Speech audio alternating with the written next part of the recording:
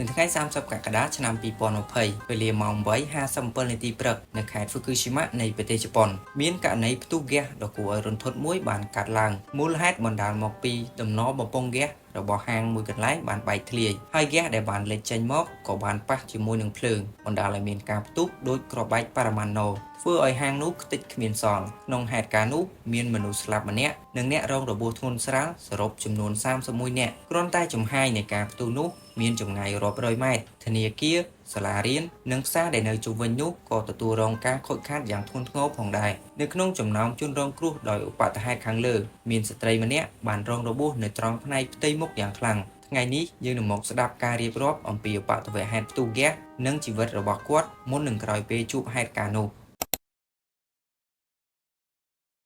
ដោយសារមានការគោរពដល់ឯកជនភាពមិនមានការបង្ហាញឈ្មោះស្ត្រីរងគ្រោះជាសាធារណៈនោះទេដូច្នេះហើយខ្ញុំសូមហៅគាត់ថាជាអ្នកស្រី A អ្នកស្រី A មានអាយុ49ឆ្នាំជាម្ចាស់ហាងសាឡននៅក្នុងស្រុក Koriyama នៃខេត្ត Fukushima នៅក្នុងការសម្ភាសន៍មួយអ្នកស្រី A បានរៀបរាប់អំពីដំណើររឿងនៅថ្ងៃកើតហេតុនិងផលលំបាកដែលគាត់បានជួបបន្ទាប់ពីឧបទ្ទហេតុផ្ទុះហ្គាសនោះនៅថ្ងៃទី30កក្កដាឆ្នាំ2020មុនពេលឧបទ្ទហេតុដ៏អាក្រក់នោះបានកើតឡើងអ្នកស្រី A បានទៅធនាគារដែលនៅជិតកន្លែងកើតហេតុដើម្បីដាក់លុយនៅពេលដែលគាត់រូតកាបូបបំរុងនឹងយកលុយចេញមកក្រៅគាត់ក៏ត្រូវបានកម្លាំងនៃការផ្ទុះបក់ប៉ើងចម្ងាយប្រហែលជា3ម៉ែត្រដោយសារល្បឿននៃកម្លាំងខ្យល់ខ្លាំងផ្ទៃមុខរបស់អ្នកស្រី A បានរងការប៉ះទង្គិចយ៉ាងខ្លាំងធ្វើឲ្យអ្នកស្រី A បាត់បង់ស្មារតីនិងស្ដាប់មិនឮសំឡេងអ្វីទាំងអស់សូម្បីតែសំឡេងផ្ទុះនិងសំឡេងឡានពេទ្យនៅពេលបញ្ជូនទៅដល់មន្ទីរពេទ្យក្រុមគ្រូពេទ្យបានចំណាយពេលរហូតដល់10ម៉ោងនិងដេរចំនួន300ធ្នេរដើម្បីវះកាត់ជួយសង្គ្រោះដល់អ្នកស្រី A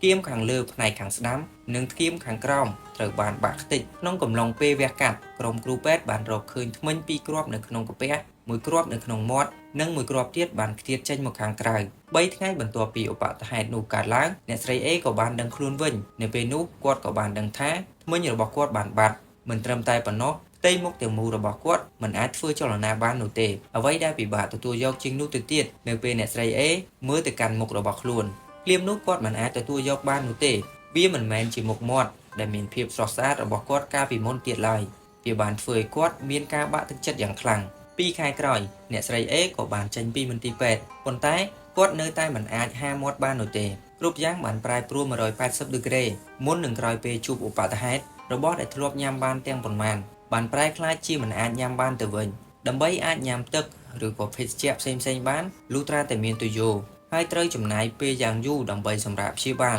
ក៏ដូចជាហាត់ធ្វើចលនាមាត់ឲ្យត្រឡប់មកប្រក្រតីឡើងវិញលើសពីនេះអ្នកស្រី A ត្រូវវះកាត់ជាង10ដងតែនៅតែមិនទាន់ជាសះស្បើយ 100% នៅឡើយចំពោះអ្នកស្រី A វាគឺជាការឈឺចាប់ផ្លូវចិត្តដែលមិនអាចមើលនឹងភ្នែកទទេឃើញការបាត់បង់សេរីភាពប្រចាំថ្ងៃវាពិបាកជាងពេលដែលគាត់ជួបឧបទ្ទហេតុទៅទៀតផ្ទុយទៅវិញការទទួលខុសត្រូវចំពោះឧបទ្ទហេតុនេះមិនទាន់កំណត់ថាជាទំនួលខុសត្រូវរបស់អ្នកណានៅឡើយខែកុម្ភៈឆ្នាំ2020ប៉ូលីសបានបើកការស៊ើបអង្កេតក៏ដូចជាបានធ្វើការកោះហៅអ្នកដែលជាប់ពាក់ព័ន្ធចំនួន5នាក់មានដូចជាប្រធានក្រុមហ៊ុនរបស់ហាងដែលបានផ្ទុះប្រធានក្រុមហ៊ុនផ្គត់ផ្គង់ហ្គាសប៉ុន្តែក្រោយពិនិត្យរកមិនឃើញចំណុចណាមួយដែលជាទំនួលខុសត្រូវរបស់ពួកគេប៉ូលីសមិនបានចោទប្រកាន់ឬបញ្ជូនរឿងក្តីនោះទៅកាន់តុលាការទេចំពោះអ្នកស្រី A វិញក្នុងនាមជាជនរងគ្រោះម្នាក់គាត់មិនអាចទទួលយកចំណាត់ការនោះបានឡើយគាត់បាននិយាយថាខ្ញុំគ្រាន់តែទៅធនាគារហើយត្រឹមតែពេលមួយប្រព្រឹត្តភ្នែកជីវិតរបស់ខ្ញុំបានប្រែទៅជាបែបនេះហើយមិនមានអ្នកណាចេញមុខមកទទួលខុសត្រូវ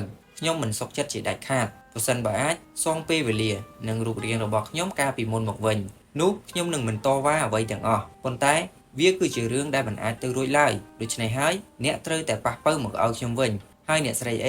នៅតែបន្តស្នើទៅកាន់ស្ថាប័នពាក់ព័ន្ធឲ្យស៊ើបអង្កេតអំពីរឿងក្តីនោះម្ដងទៀតទាំងនេះគឺជារឿងរ៉ាវរបស់ជនរងគ្រោះក្នុងឧបទ្ទហេតុផ្ទុះហ្គាសនៅក្នុងខេត្ត Fukushima ប្រទេសជប៉ុនប្រសិនបើអ្នកទាំងអស់គ្នាចូលចិត្តរឿងរ៉ាវដែលទាក់ទងទៅនឹងប្រទេសជប៉ុនមិនថាតែរឿងក្តីឃាតកម្មឬក៏ព្រឹត្តិការណ៍ផ្សេងៗនោះទេសូមចុច Subscribe Channel ខ្ញុំម្នាក់មួយផងដើម្បីទទួលបានវីដេអូថ្មីវីដេអូយើងចប់ត្រឹមនឹងជួបគ្នាវីដេអូក្រោយជាមួយនឹងប្រធានបទថ្មី